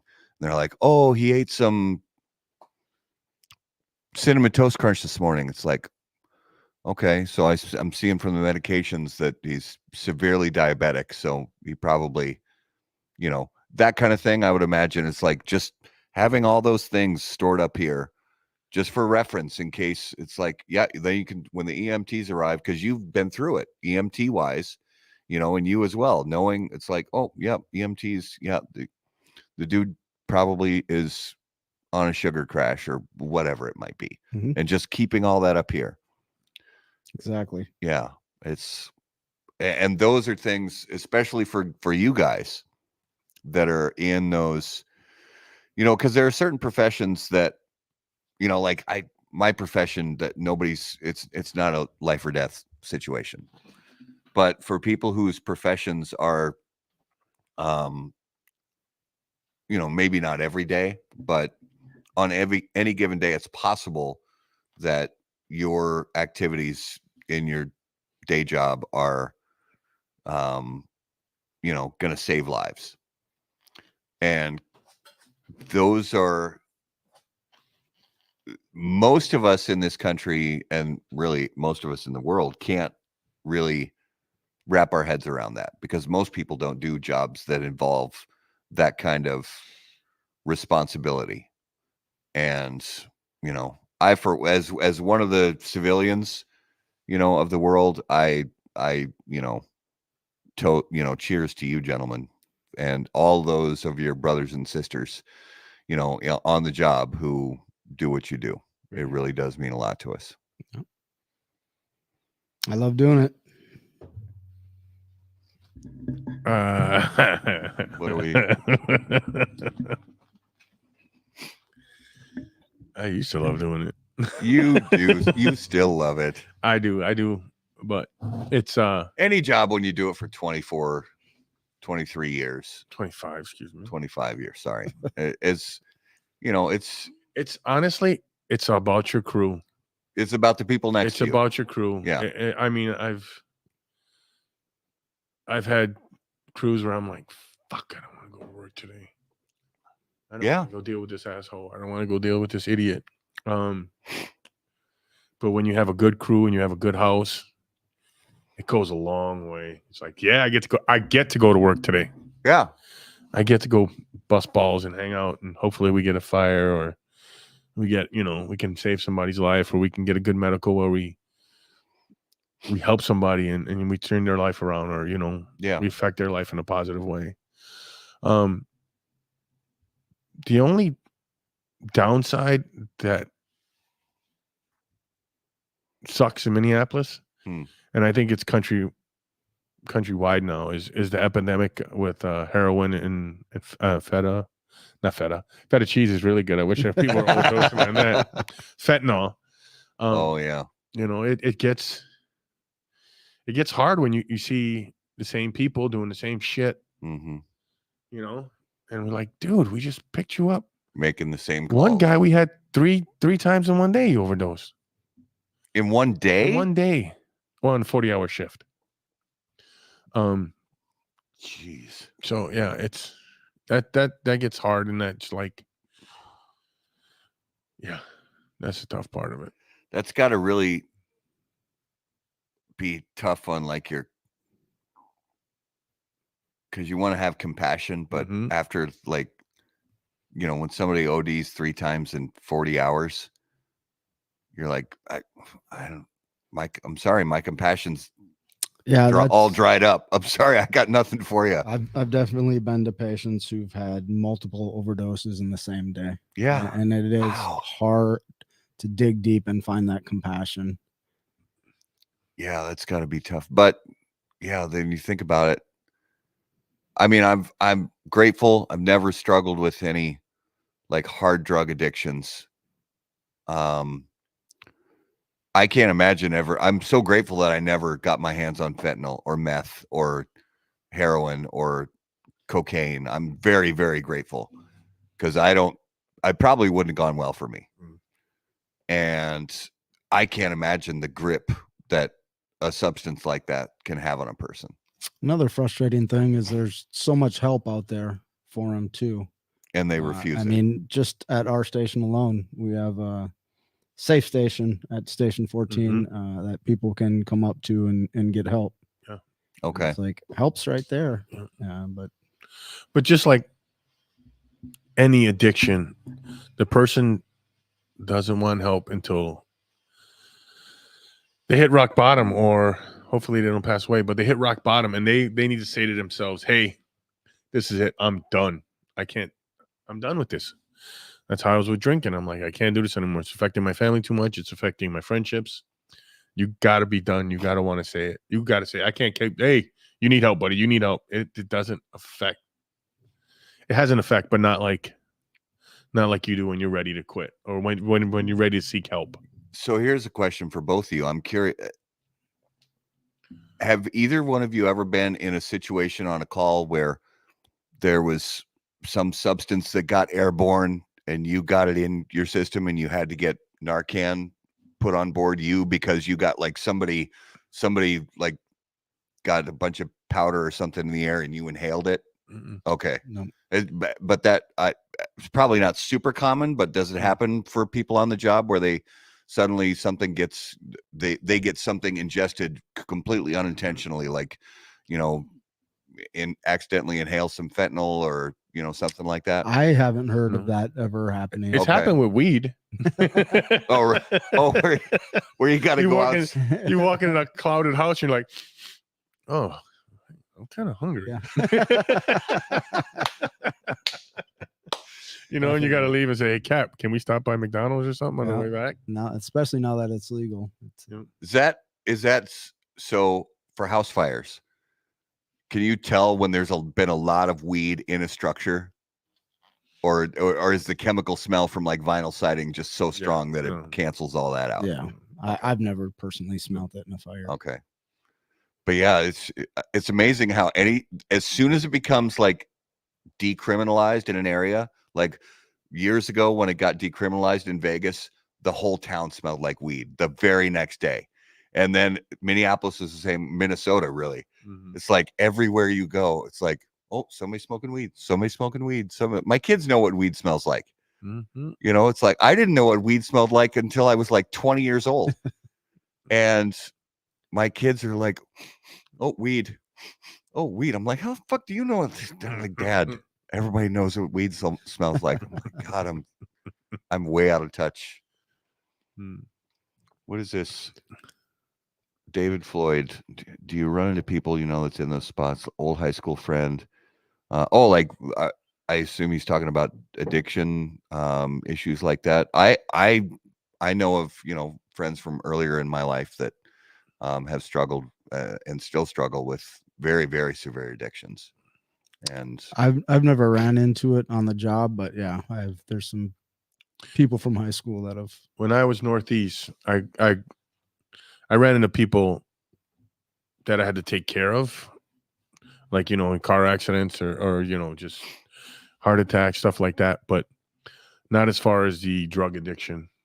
But I've ran into people I've known had to work on them, but not because of drug addiction, just because of accidents or injuries or, you know, health issues. And that's just total happenstance. It's like, it's not, it's just like, oh, I know you. Yeah. I'm here to help. Yeah. But sometimes it's easier when you do know them. And sometimes it's hard, but like, hey, I'm going down with them just so I can talk to him and help translate and make him or her feel better and more at ease. Sure. Yeah. Familiar face, familiar voice. Yeah. Yeah. Is it time? I think it's time. I got to get I have so much shit to line up here because I'm going back and forth. So what do we miss? We had, I think we got Toast Cam. We had, we got everything. Well, we haven't hit Abe. What's Abe? That's all right. That's next. Yeah. All right. We usually have it on that one. I could see it. I know. I'm used to, but I think I've got everything lined up here for the next thing. So I think it is now time for this week's Numero de los Muertos. And as always, Numero de los Muertos is brought to us by our friends at Smoke Inn. Hi, Steve here with the GOAT to tell you about Smoke Inn's Cigar of the Month Club. Every month, I personally handpick 5 premium cigars. Another great feature is our Double Down Club. With a simple check mark, you can get double this great selections every month and save $10. Every month, there's a special discount code where if you like any of the selections, you can get them at a special discounted rate for our Cigar of the Month Club members. We've made it super simple. All you gotta do is log into your account. There's a little green button there. If it's green, you're active. You want to take a break, going out of town, simply hit the button and you'll deactivate your membership. We get the stuff out on the 28th of every month. Our membership bills on the 28th, and we get every member's package out on the 28th if it's a shipping day. All delivered to your door for $34.95. 5 great reasons on what makes Smoking Cigar of the Month Club the best club out there. Check it out. Peace. All right. Numero de los Muertos, episode 261. The number this week is, I couldn't get an exact number, but it's approximately 2,600 per year in the United States. Obesity. Oh, good guess. It is not obesity, but so we have to guess what these people passed away on. He usually gives us a number. Usually it's a lower number. And us and our viewers go back and forth and talk about how these people expired.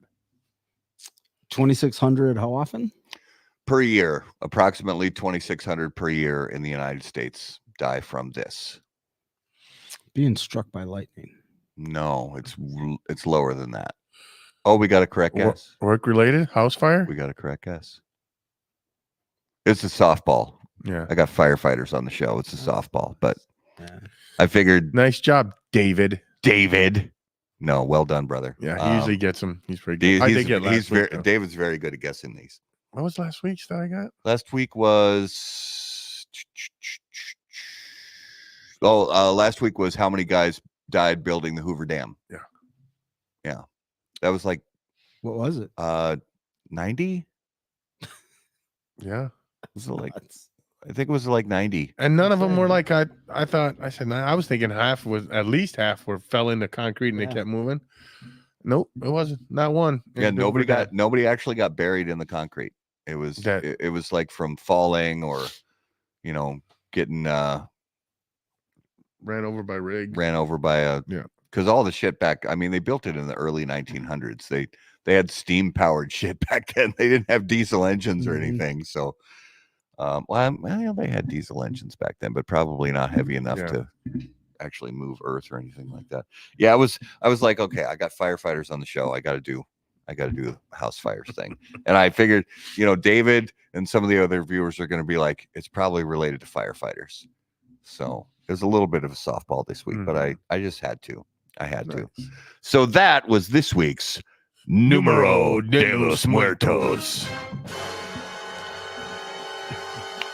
All right, so let's jump into the lightning round, brought to us by J.C. Newman Cigar Company, America's oldest family-owned premium cigar maker, creators of the popular Brick House, Perla Del Mar, Diamond Crown, and the American.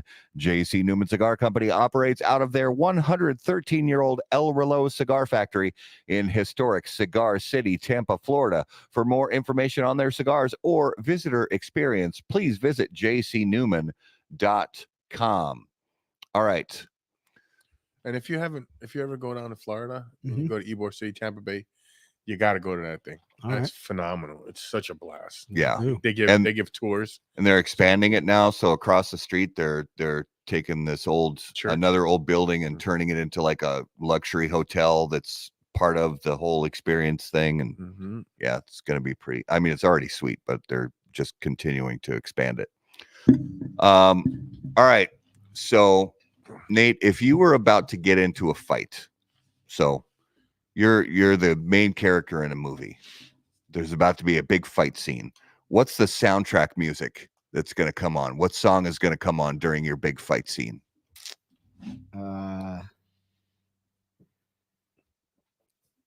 Trying to be creative, but bodies hit the floor. Yeah, it's just it's such a classic. It's such a great song for that kind of thing.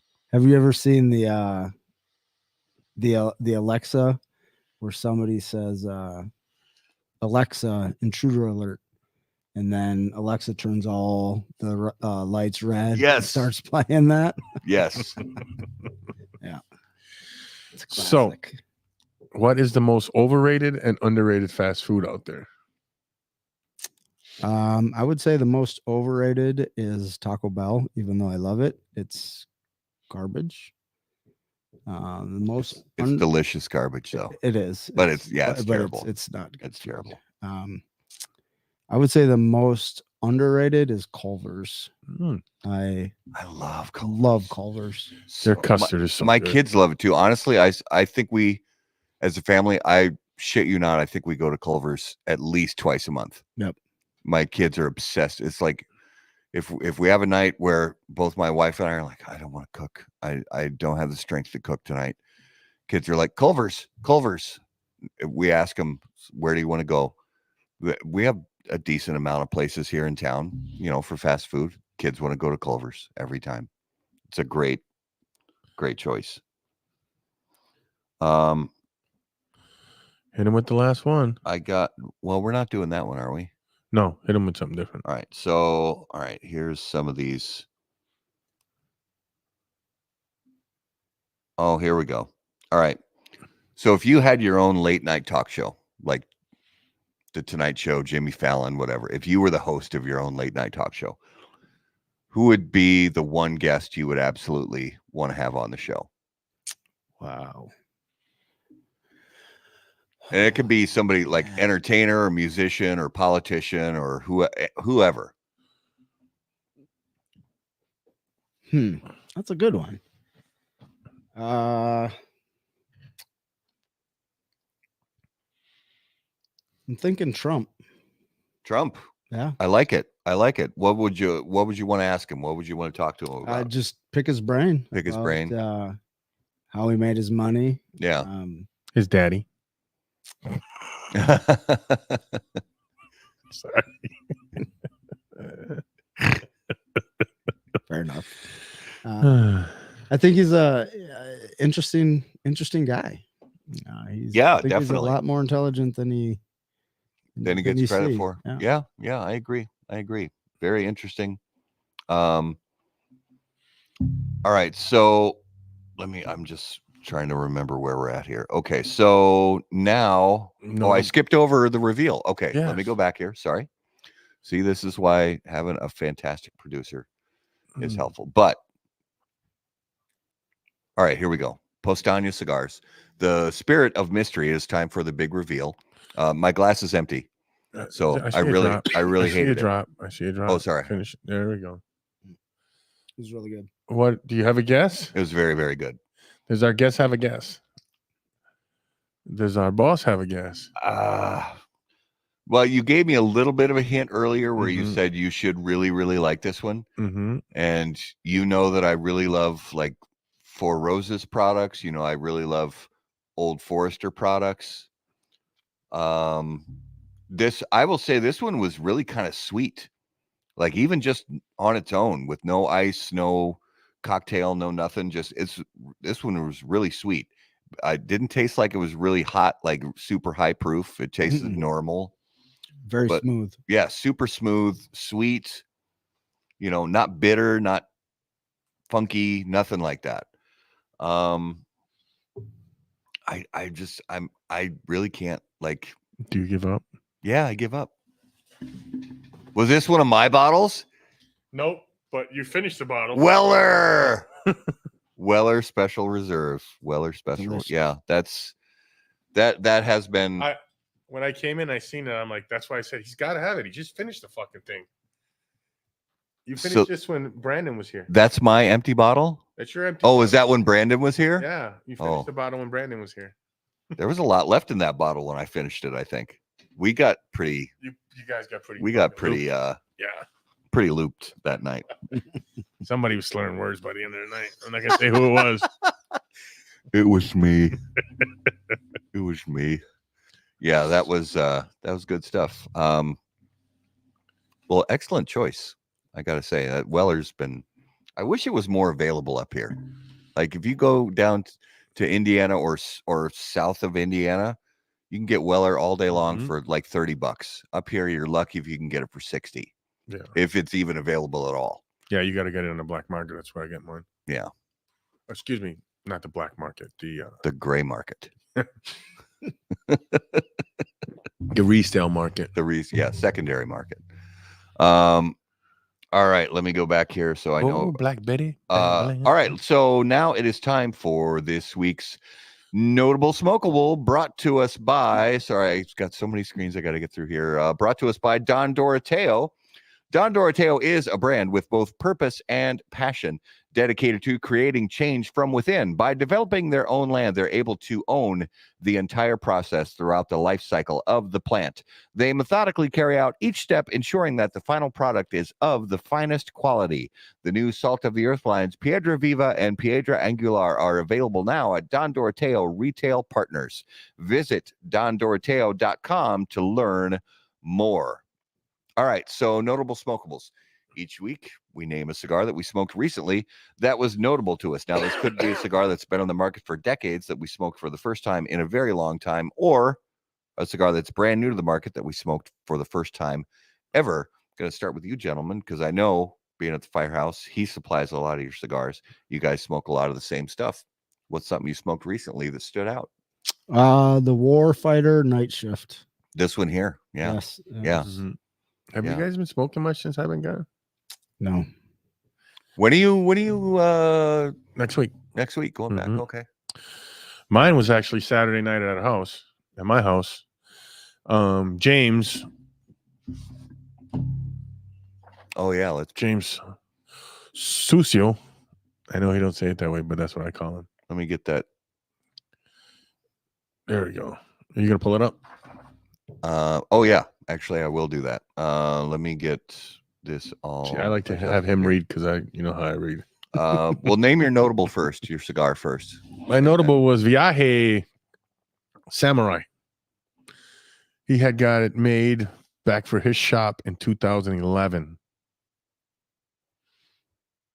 2011? 2011. Holy cow.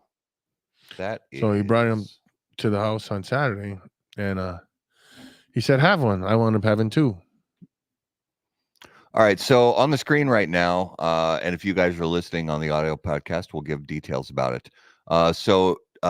James Succio from Burn Premium Cigar Specialist in Burnsville, he gave us the lowdown on there is a fundraiser for Dan Kurtz, who he is working his way through cancer diagnosis right now. So, and this is happening on the 29th of September from 12 to 4 p.m. Central Time. It is happening at the Hotel Crosby in Stillwater, Minnesota. And this is an afternoon of appetizers, silent auction, cash bar, and a live DJ to support Dan Kurtz and his family as he battles pancreatic cancer. And I think they will have the Vikings Packer game on. Oh, I'm sure they're going to have it on. Absolutely. And it's a $10 admission, and kids 10 and under free. And again, that is Sunday, September 29th from 12 to 4 p.m. at sorry, I got my eyes are old. The Stills at Hotel Crosby, 32 Main Street North in Stillwater, Minnesota. And if you can't make it and you feel like if your heart you desire, you can Venmo your donation to them. Yeah. And and I found this just by a simple search. I went on Facebook and I searched for Dan Kurtz cancer fundraiser, and this popped right up. So if you guys want to donate, if you're unable to make it to the event, all donations are appreciated. You can go to Facebook, search Dan Kurtz cancer fundraiser, and scan that QR code, and you can then donate right through your Venmo account on there. So we appreciate that. My notable smokable this week, the Joya de Nicaragua Classico Original. That was my sorry, I'm going to stop sharing my screen there. This guy right here, actually, another one on the table. So the Joya de Nicaragua Classico Original, just smooth, like classic old school Connecticut shade, mild, smooth, no harshness, no pepperiness, no bite, just nice, smooth, classic cigar flavor in that one. I just seen Tony started watching. Thanks for watching. You're a little late to the show, but I appreciate Allison's here. Allison. Oh, Black Betty, somebody in that's their fight song. Smokables. No, Black Betty's. That was their fight song. They put for their fight song. I thought it was Notable Smokables. No, that's not. That's Fat Bottom Betty, not Black Bottom Betty. Okay, yeah. All right. So, coming attractions. It is time for coming attractions, and those are brought to us by Hoagland Insurance. At Hoagland Insurance, they are excited to serve and educate any new customers and give existing customers a refresher. Whether it's a business policy, auto insurance, home policy, or life insurance, if you are currently insured or just looking for a quote, Tony Hoagland and his team would love to create a personal price plan just for you. Mention How About That Cigar when you make your first appointment, and Tony will have a free cigar just for you. For more information, please call 763-421-4900 or visit ChamplinInsurance.com. All right. So he's got a voice for radio, doesn't he? A voice for radio and a face for print. All right.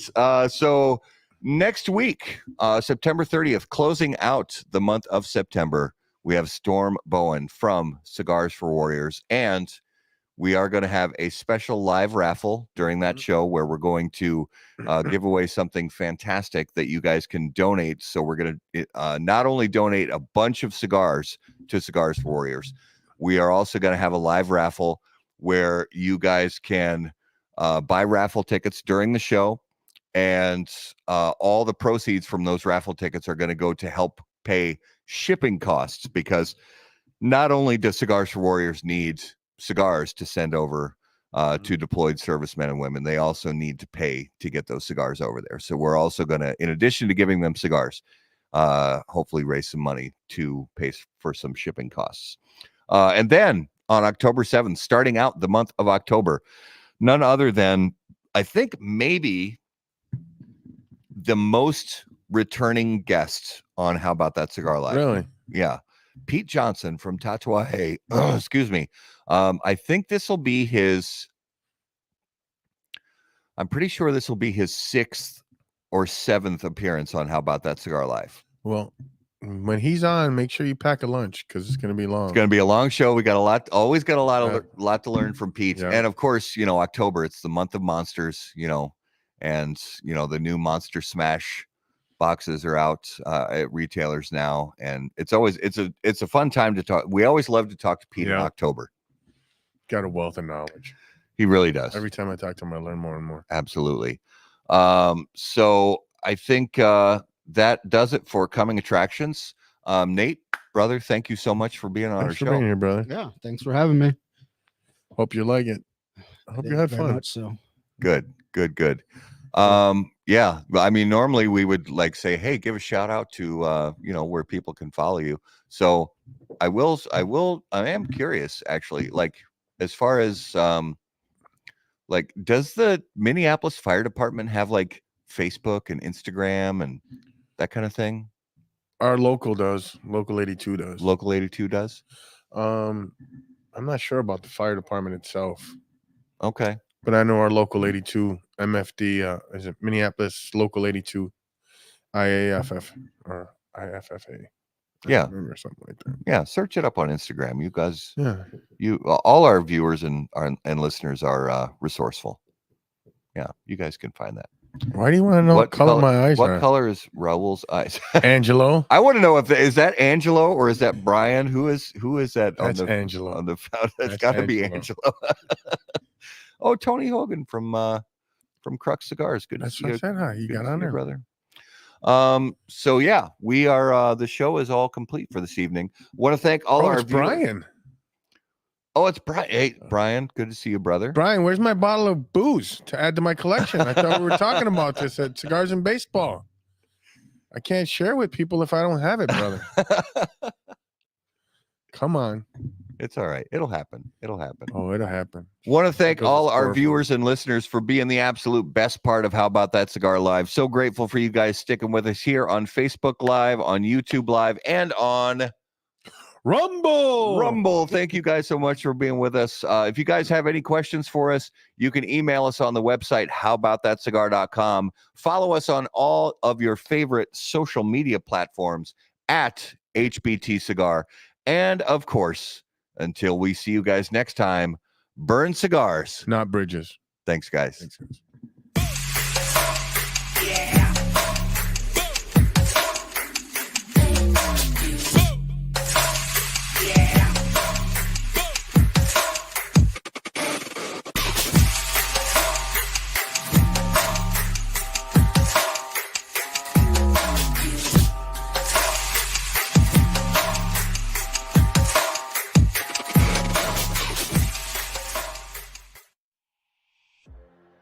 Any comments, opinions, viewpoints, or statements presented or uttered by guests on the HBTC podcast, HBTC live video streams, and all other media from HBT Media LLC are solely those of the individual and do not necessarily represent the opinions or viewpoints of How About That Cigar or its parent company, HBT Media LLC, any of our advertising partners, or the premium cigar industry. The primary purpose of How About That Cigar is to entertain and to encourage activity and growth within the community of people who enjoy or want to learn about the enjoyment of premium cigars.